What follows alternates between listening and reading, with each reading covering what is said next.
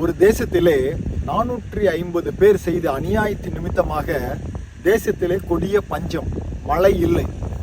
இதை அறிந்த ஒரு நீதியாய் நடந்த ஒரு மனிதன் அதை கண்டுபிடிக்கிறான். அந்த 450 பேருக்கு எதிராக தனியாக நின்று அவர்களை வெற்றி சிறக்கிறான், அவர்களை அழிக்கின்றான். உடனே அந்த தேசத்திலே மழை பெய்கிறது, தேசத்திலே பஞ்சம் போகிறது.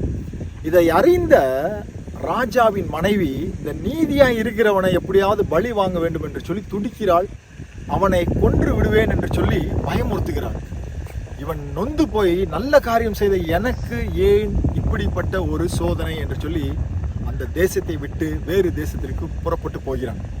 போகும் பொழுது மனம் உடைந்து நன்மைக்கு ஏன் எனக்கு தீமை நடக்கிறது என்று சொல்லி ஒரு மரத்தின் அடியிலே போய் படுத்து செத்து விட வேண்டும், என் வாழ்க்கை முடிக்க வேண்டும் என்று சொல்லி நினைக்கின்றான்.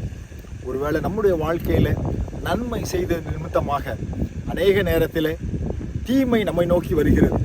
நன்மை செய்ததினாலே நம்மை பிடிக்காதவர்கள், நம்மை ஒழித்து விட வேண்டும் என்று நினைக்கிறவர்களும் இருக்கத்தான் செய்கிறார்கள்.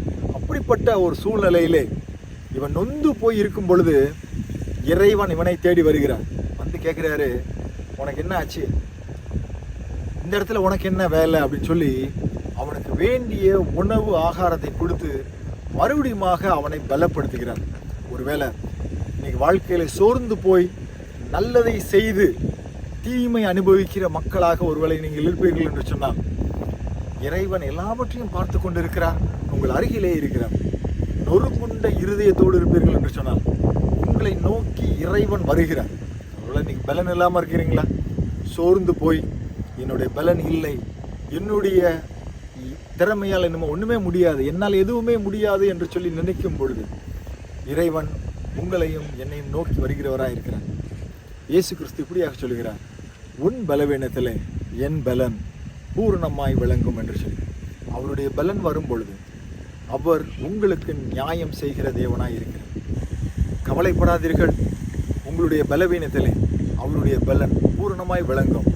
அநீதிக்கு நீதி செய்கிறவர் அவர், அநீதியை பார்க்கிற அவர் உங்களுக்காக யுத்தம் செய்து உங்களை உயர்த்துவார். Take care. God plus.